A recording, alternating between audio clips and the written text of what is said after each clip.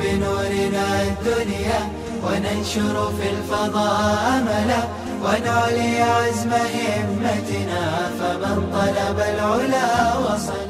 بسم الله الرحمن الرحيم. الحمد لله رب العالمين والعاقبة للمتقين والصلاة والسلام على سيد الأنبياء والمرسلين سيدنا وحبيبنا وحبيب رب العالمين محمد وعلى آله وأصحابه ومن هدى بهديه إلى يوم الدين. وبه قال حدثنا عبيد الله بن موسى عن الأعمش عن شقيق قال كنت مع عبد الله وأبي موسى قال النبي صلى الله عليه وسلم إن بين يدي الساعة لأياما ينزل فيها الجهل کہ قیامت سے پہلے ایسا دور آئے گا کہ جہالت یہ اترے گی. کیا مطلب جہالت اترے گی؟ مطلب جہالت معاشرے میں گھر پکڑ لے گی.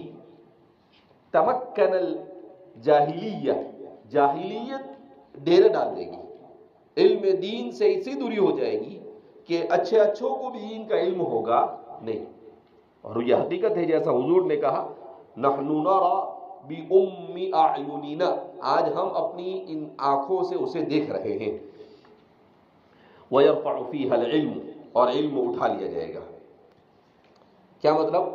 کہ علماء جو معتبر ہوں گے، مستند علماء ہوں گے، وہ بکثرت اس دنیا سے اڑ جائیں گے.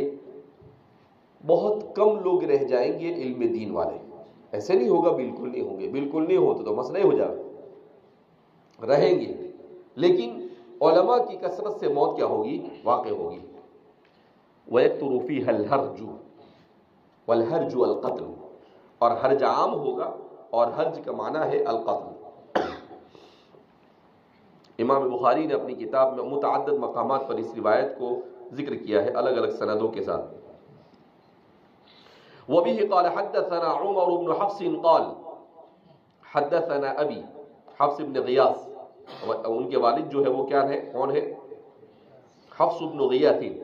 قال حدثنا الأعمش سليمان بن مهران قال حدثنا شقيق قال جلس عبد الله وأبو موسى فتحدث فقال أبو موسى قال النبي صلى الله عليه وسلم إن بين يدي الساعة أياما يرفع فيها العلم وينزل فيها الجهل ويكثر فيها الهرج والهرج والقتل. اس روایت کو متعدد سندوں سے ذکر کر رہے ہیں، بات وہی ہے. آگے بیان کرتے ہیں. وبه قال حدثنا قتيبة قال حدثنا جرير ابن عبد الحمید ان کا پورا نام ہے، عن الأعمش عن ابي وائل شقيق ابن سلمة، ابو وائل کا نام ہے. قال انی لجالس مع عبد الله وابي موسى، راوی فرماتے ہیں کہ میں حضرت عبداللہ اور حضرت ابو موسیٰ کے ساتھ بیٹھا ہوا تھا. فقال ابو موسیٰ، تو حضرت ابو موسیٰ اشعری رضی اللہ تعالیٰ عنہ نے کہا سمعت النبی صلی اللہ علیہ وسلم یقول مثلہ، آپ صلی اللہ علیہ وسلم نے فرمایا اور پھر آپ نے ویسا ہی کہا جیسا کہ اس سے قبل والی روایت میں گزرا ہے. یعنی آپ صلی اللہ علیہ وسلم ان بین یدی الساعۃ ایاما یرفع فیہا العلم وینزل فیہا الجہل ویکثر فیہا الحرج والحرج والقتل کا یہ حبشی زبان کا لفظ ہے الحرج. چونکہ جب کسی معاشرے میں دوسرے معاشرے کے لوگ آ کر آباد ہوتے ہیں تو تعبیرات اور کلمات کا تبادلہ ہوتا ہے. جیسے عقل قوا شریف، یہاں پر بولو کون سی زبان بولتے ہیں مسلمان؟ اردو.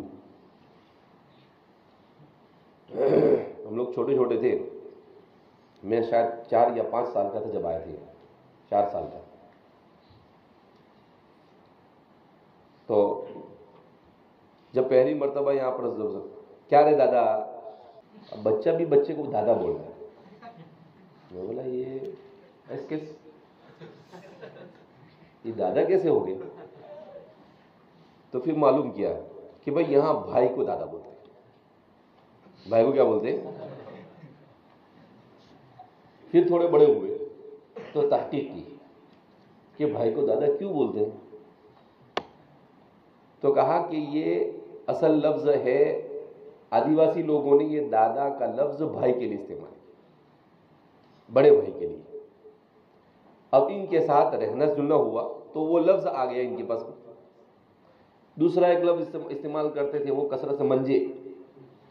منجے ایسا رہے، منجے تو نے کھایا کیا، منجے تو کہاں جاری آ رہے، ان منجے تو آریا کے نہیں. تو بولا یہ منجے کیا ہے؟ تو پتا چلا کہ یہ مراٹھی زبان کا لفظ ہے. کون زبان کا لفظ ہے؟ تو مراٹھی زبان سے یہاں ہے.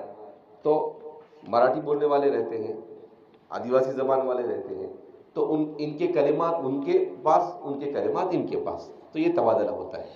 اب چونکہ ان کے یہاں پر بھی، قریش کے یہاں پر اور انصار کے یہاں پر حبشی غلام ہوتے تھے. کون رہتے تھے؟ حبشی غلام ہوتے تھے.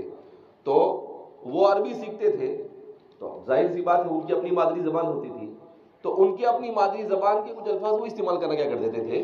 شروع کر دیتے تھے. تو پھر یہ دخیل بن جاتے تھے. تو ان کے کلمات ادھر آ جاتے تھے اور ان کے کلمات ادھر چلے جاتے تھے. اس طریقے سے تو فرماتے ہیں کہ یہ حبشی زبان کا لفظ ہے جو اللہ کے رسول صلی اللہ علیہ وسلم نے استعمال کیا. وَبِهِ قَالَ حَدَّثَنَا مُحَمَّدٌ قَالَ حَدَّثَنَا غُنْدُرٌ.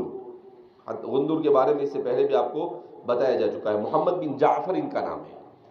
لیکن محدث آئے تو شور مچانے لگے. تو محدث ایک دو مرتبہ روکا، یہ رکے نہیں. تو ان کو آیا گندر، خاموش ہو جاؤ، کیا گندر شور مچا رہے ہیں. تو بیچارے گندر سے مشہور ہو گئے. بولے ان کو گندر کہتے تھے تو بہت چڑھتے تھے. تو لوگ یہ سند میں، کتاب میں سب جگہ گندر ہی بن گئے بیچارے. ہے بڑے محدث. محمد بن جعفر ان کا نام ہے. قال حدثنا شعبۃ عن واصل، اور روایت کرتے ہیں واصل ابن حیان سے، واصل ابن حیان الکوفی، عن ابی وائل عن عبد اللہ واحسبه رفعه، کہا کہ عبداللہ سے روایت کرتے ہیں اور راوی فرماتے ہیں، ابو وائل فرماتے ہیں کہ مجھے یاد نہیں رہا لیکن مجھے ایسا گمان پڑتا ہے کہ آپ نے مرفوعاً بیان کیا، یعنی آپ صلی اللہ علیہ وسلم کے واسطے سے بیان کیا. لیکن یہ راوی کی امانت داری اور دیانت داری ہے کہ ان کو جیسا لگا ویسا بیان کر دیا. کہ مجھے ایسا محسوس ہو رہا ہے کہ شاید انہوں نے حضور کی طرف منسوب کرتے ہوئے کہا، لیکن پکا نہیں ہے، اس لیے کہتا احسبہ، ایسا کچھ یاد پڑتا ہے. قال بین یدی الساعة ایام الحرج یزول فیها العلم ویظہر فیها الجہل. کہا قیامت سے پہلے قتل و غارت گیری عام ہو جائے گی، علم اٹھا لیا جائے گا اور جہالت یہ عام ہو جائے گی. یظہر الجہل یعنی غالب ہو جائے گا، اکثر و بیشتر لوگ دین کے علم سے ناواقف اور جاہل ہوں گے. قال ابو موسیٰ والحرج القتل بلسان الحبشۃ، کا حبشی زبان کا لفظ ہے الحرج. وقال ابو عوانة عن عاصم عن ابی وائل عن العشری، ابو موسیٰ اشعری مرادی، انہ قال لعبد اللہ، کہ آپ نے حضرت عبداللہ بن مسعود سے کہا تعلم الایام التي ذکر النبی صلی اللہ علیہ وسلم ایام الحرج، کیا تمہیں معلوم ہے کہ آپ صلی اللہ علیہ وسلم نے کب کہا تھا کہ حرج کے ایام آئیں گے؟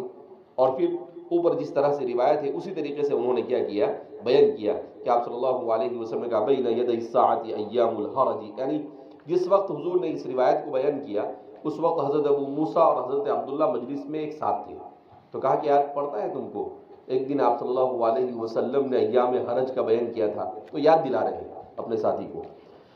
قال ابن مسعود، تو عبداللہ ابن مسعود نے کہا سمعت النبی صلی اللہ علیہ وسلم یقول، میں نے نبی کریم صلی اللہ علیہ وسلم کو یہ فرماتے ہوئے سنا، من شرار الناس من تدرکهم الساعة وهم احیاء، کہ قیامت یہ واقع ہوگی شرار الناس کے اوپر، یعنی ایسا زمانہ ہوگا کہ روئے زمین پر اس سے زیادہ بدتر لوگوں کا زمانہ کبھی نہیں رہے ہوگا، سب سے بدترین زمانہ. من تدرکهم الساعة، قیامت انہیں آ پکڑے گی، وہم احیاء، اس حال میں کہ وہ کیا ہوں گے، زندہ ہوں گے. تو فرماتے ہیں کہ انتہائی یعنی دنیا میں برائی ایسی ہوگی کہ کوئی آدمی برائی سے خالی نہیں ہوگا. ایسا زمانہ جب آ جائے گا تو پھر قیامت اللہ ان لوگوں پر کیا کر دے گا، قائم کر دے گا. اور ایسا نہیں ہوگا کہ وہ بے ہوش ہوں گے، وہ سوئے ہوں گے، کہاں نہیں، وہ اپنی دنیا میں مست ہوں گے. وہ احیاء کا مطلب کیا ہے، وہ اپنی دنیا میں مست ہوں گے. اس لیے بعض روایتوں میں آتا ہے جب قیامت قائم ہوگی کوئی اپنی اونٹنی کو دو رہا ہوگا. حضور فرماتے ہیں جب قیامت قائم ہوگی کوئی اپنا گھر تعمیر کر رہا ہوگا.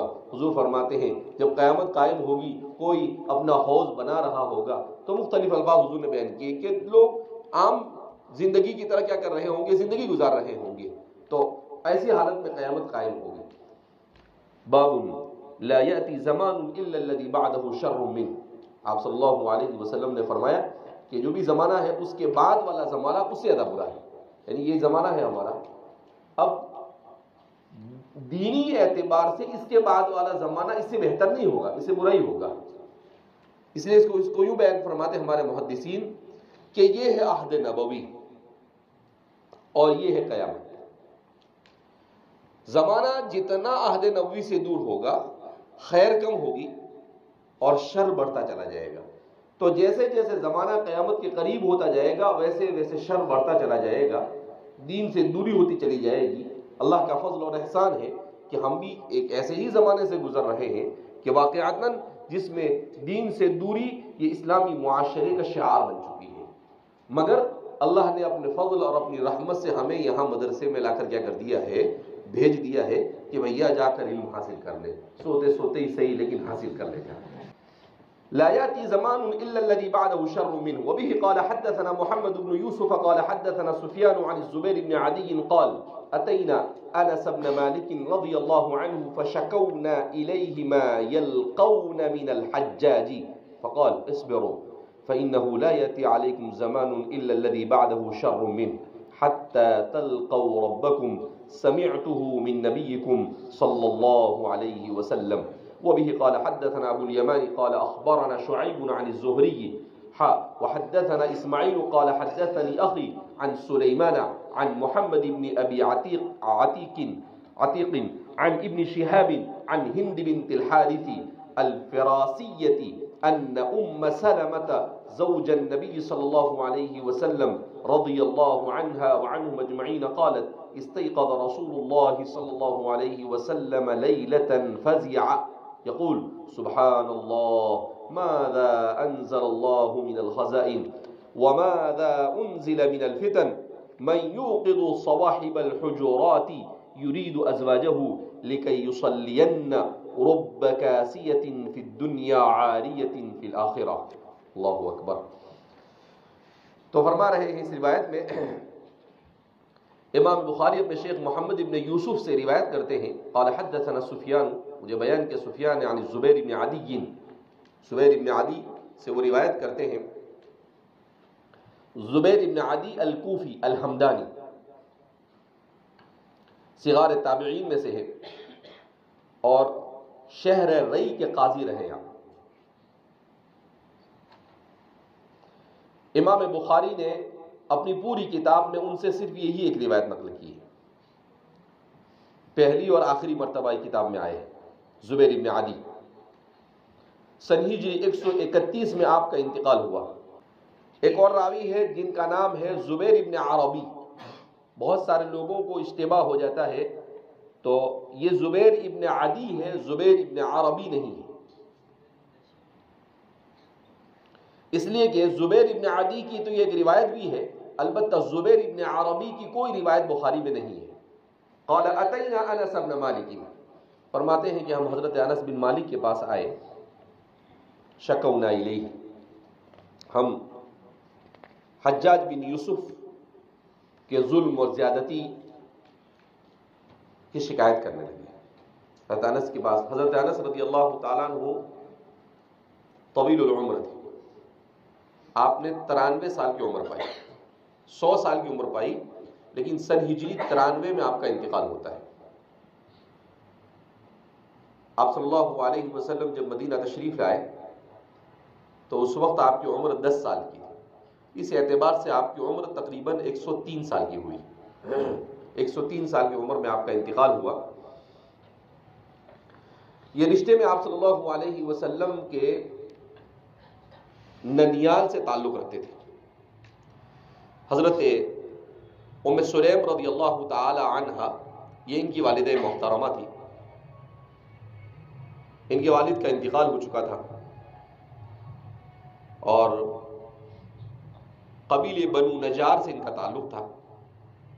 اور حضرت بی بی آمنہ رسول اللہ صلی اللہ علیہ وسلم کی والد محترمہ، ان کا تعلق بھی قبیلے بنو نجار سے تھا، تو یہ کچھ قریبی رشتے میں حضور کی خالہ ہوتی تھی، حضرت ام سلیم اور حضرت ام حرام رضی اللہ تعالی عنہما۔ آپ صلی اللہ علیہ وسلم احیاناً کبھی کبھی دوپہر میں قیلولہ کے لیے ان کے گھر پر چلے جاتے تھے، کبھی ام حرام کے یہاں پر قیلولہ کر لیتے تھے اور کبھی حضرت ام سلیم کے یہاں پر قیلولہ فرماتے تھے۔